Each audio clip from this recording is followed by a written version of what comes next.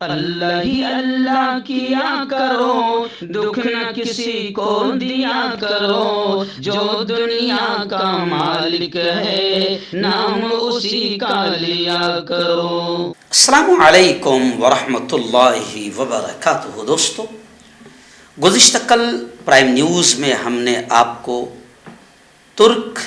ترکیہ اور شام کے جو حالات ہیں، قیامت صغریٰ کا منظر جو پوری دنیا نے اپنی آنکھوں سے دیکھا، ان تمام چیزوں کو بیان کیا تھا۔ لیکن آج کی تازہ اپڈیٹ کیا ہے؟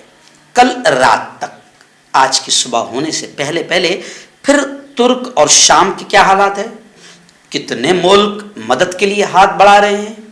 کس ملک نے ہندوستان کا جو فضائیہ کے ذریعے سے جو پلین وہاں پر مدد پہنچانا چاہتا ہے، کس ملک نے ہندوستان کو اجازت نہیں دی؟ اور ابھی فی الحال گراؤنڈ رپورٹ کیا ہے؟ اخباری آنکڑے مرنے والوں کی تعداد کیا کہہ رہے ہیں اور گراؤنڈ رپورٹ کیا کہہ رہی ہے؟ اس کو لے کر ظاہر بات ہے کہ یہ چیز کوئی دوسرا بتا نہیں پا رہا ہے۔ میں نے آج بہت سارے اخبارات کو کھنگالا، مگر کوئی ان چیزوں کو بیان نہیں کر رہا ہے۔ اس لیے ہم کوشش کر رہے ہیں کہ آپ تک کے صحیح حالات کو پہنچائے۔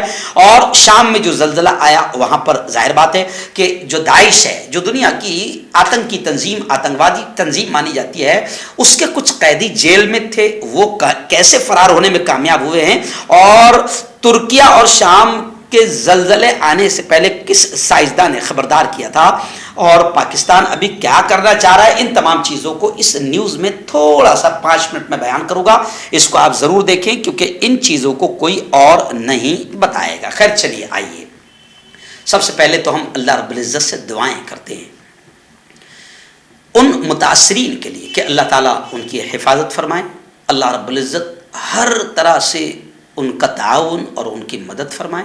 اور یہ میں اس لیے کہہ رہا ہوں کہ اللہ کی مدد کے بغیر کچھ نہیں ہو سکتا ہے، اللہ کی مدد کے بغیر کچھ نہیں ہو سکتا ہے۔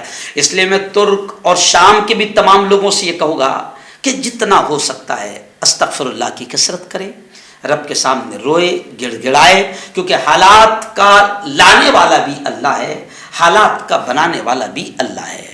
دنیا کی طرف مدد کی نگاہیں اٹھانے سے پہلے ہم اپنے رب کی طرف مدد کے لیے نگاہ اٹھائے، انشاءاللہ وہی حالات کو بنائے گا، سدھارے گا۔ بگڑے ہوئے حالات کی خبرگیری اسی کے پاس ہے اور وہی حالات کو سدھارنے والا ہے۔ تو سب سے پہلے تو ہم استغفر اللہ کی کثرت کریں، اللہ کے سامنے روئیں، گڑ گڑائے، اور کسی پاکستان، ہندوستان اور امریکہ اور فلاں اور یورپین کنٹریز سے مدد مانگنے سے پہلے ہم اللہ سے مدد مانگیں۔ اس وقت اخبارات تو یہ بتا رہے ہیں کہ مرنے والوں کا آنکڑا جو ہے وہ 6000 کے قریب ہے، لیکن جو لوگوں سے تعلقات ہیں اور جو حالات پتہ چل رہے ہیں، سچی بات تو یہ ہے کہ یہ آنکڑا اب 30,000 سے بھی اوپر پہنچ چکا ہے، مرنے والوں کا آنکڑا۔ اور جو لوگ ملبوں میں دبے ہوئے ہیں، جب پوری طریقے سے ملبے صاف کیے جائیں گے تو یہ آنکڑا کہاں تک جائے گا، اس کو میں لفظوں میں بیان نہیں کر سکتا ہوں۔ اس کی وجہ یہ ہے، یہ لاکھوں تک جائے گا۔ اس کی وجہ یہ ہے کہ 10 شہر تو شام اور ترکیہ کے ایسے ہیں، 10 شہر جو پوری طریقے سے تباہ ہو چکے ہیں، اور فلک بوس عمارتیں زمین بوس ہو چکی ہے۔ اور ابھی کا حال یہ ہے کہ ہزاروں وہ لوگ ہیں جو زخمی ہیں اور بالکل آخری اسٹیج پر زندگی اور موت سے جنگ لڑ رہے ہیں۔ تو 2-3 دن کے بعد یہ آنکڑا لاکھوں میں جا سکتا ہے۔ بس اللہ ہی رحم فرمائے۔ یہ الفاظ بولتے ہوئے میرے رونگٹے کھڑے ہو رہے ہیں۔ آپ اور ہم سب مل کر ترکیہ اور شام کے لیے دعائیں کریں۔ اور یہ خبر اور سن لو کہ میں نے کل ہی کہہ دیا تھا، مولانا خلیل صاحب جو دیوا ہے، گجرات کے بڑے عالم دین ہیں، اور وہ لگاتار ان حالات پر نظر رکھے ہوئے اور 15 سال سے قیامت کی نشانیوں کو بیان کرتے ہوئے امت کو آگاہ کر رہے ہیں اور خبردار کر رہے ہیں کہ لوٹو اپنے رب کی طرف، معافی مانگو، قیامت بڑی قریب ہے۔ اور قرآن بھی کہتا ہے اقتربت الساعہ، کہ قیامت بڑی قریب ہے۔ اور میں نے گزشتہ کل اذا زلزلت الارض زلزالہا کا پورا نقشہ میں نے آپ کے سامنے بیان کیا تھا، اور آئندہ کل بھی جو میرا بیان ہوگا، اب یہ بھی سن لیں کہ آئندہ کل اسی چینل پر رات میں 9 بجے جو میرا لائیو بیان ہوگا، اس کا عنوان ہی میں نے رکھا ہے کہ زلزلے کب آتے ہیں اور کیوں آتے ہیں، سائنس کیا کہتی ہے، قرآن کیا کہتا ہے، اللہ کے نبی کیا فرماتے ہیں، اللہ کیا کہتا ہے۔ تو آئندہ کل 9 بجے کا یہ بیان ہر ایک نے سننا، یہ صرف ترکی یا شام کے لیے نہیں بلکہ دنیا کے ہر انسان کے لیے یہ بیان سننا ضروری ہے، کیونکہ جو ملک ابھی محفوظ ہے وہ بھی اس بات کو سمجھ لے کہ وہ ملک بھی اب ان گناہوں کی طرف بڑھ چکے ہیں جو گناہ ڈائریکٹ اللہ کے غصے اور عذاب کو دعوت دیتے ہیں۔ تو کل کا بیان ضرور سننا۔ خیر، ابھی میں بڑی خبر آپ کو بتاؤں، مولانا خلیل دیوا صاحب نے بتایا کہ وہ یہ جو زلزلہ ترکی اور شام میں آیا، اندرون سے یہ تقریباً 3500 کلومیٹر تک گیا ہے۔ کل میں نے یہ چیز کہی تھی اور آج صبح کی اپڈیٹ آ گئی ہے کہ امریکہ میں بھی 4.8 شدت کے زلزلے آ چکے ہیں۔ اب یہ اندرون سے کہاں تک یہ زلزلہ پہنچا ہے آپ اس کا اندازہ لگا سکتے ہیں۔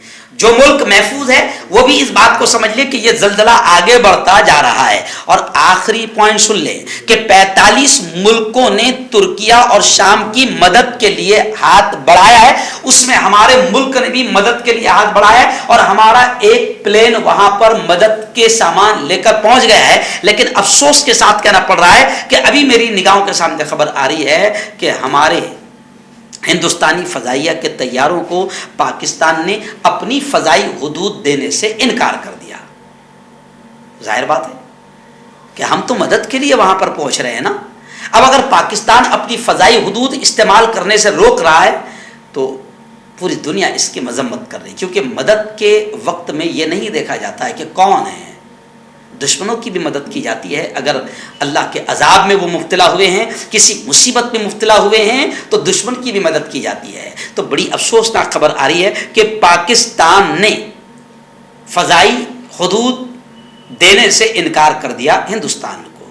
وہیں پر اسرائیل نے جو دعویٰ کیا تھا کہ شام نے ہم سے مدد مانگی ہے، شام نے اسرائیل کے دعوے کی تردید کی ہے۔ اور آخری خبر جو اس پرائم نیوز میں آپ کو بتا رہا ہوں کہ شام میں جو زلزلہ آیا تو ایک جیل ہے، وہ جیل بھی متاثر ہوئی، اس میں بھی ٹوٹ پھوٹ ہوئی۔ وہاں پر دنیا کی سب سے بڑی آتنکوادی تنظیم جس سے مانا جاتا ہے داعش، اس کے قیدی وہاں پر قید تھے، جس میں سے 20 قیدی وہاں سے فرار ہونے میں کامیاب ہوئے ہیں اور ترک گروپوں کے زیر کنٹرول جیل میں بغاوت پھیل گئی ہے۔ اور یہ بھی میں آپ کو بتاؤں کہ ڈچ سائنسداں نے 3 روز پہلے ہی ترکیہ میں زلزلے کی پیشن گوئی کی تھی اور ڈچ سائنسداں نے یہ کہا تھا کہ 4 سے 6 فروری کے درمیان 7.58 شدت کا زلزلہ آ سکتا ہے، اور اس نے ترکیہ، اردن، شام اور لبنان کا ذکر کیا تھا۔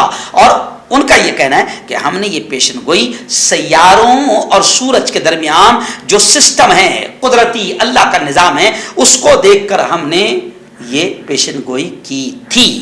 خیر، زلزلہ آ چکا ہے، 10 شہر پوری طریقے سے تباہ ہو چکے ہیں۔ پاکستانی وزیر اعظم نے اپنی آل پارٹیز کانفرنس تھی وہ کینسل کر دیا ہے اور وہ بھی ترکیہ کے دورے پر ہے۔ ہمارا دکھانے کا مقصد یہ ہے کہ اب پوری دنیا کو چاہیے کہ مصیبت کے وقت میں وہ ان ملکوں کی مدد کرے جو اللہ کے اس عذاب زلزلے کا شکار ہوئے ہیں۔